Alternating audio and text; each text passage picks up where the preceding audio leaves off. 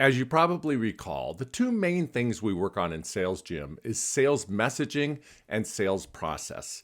The CHET framework we learned in our first topic is a sales messaging skill, and it helps us to respond to questions in a more effective way, whether they're asked or not.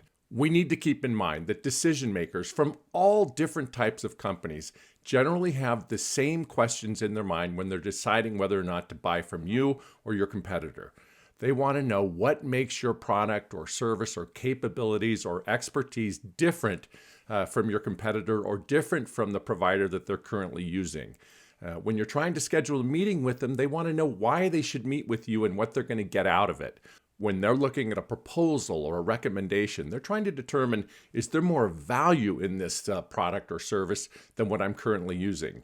So we need to be able to address these key issues in sales messaging, whether we're using the CHET framework or the Power of Three framework.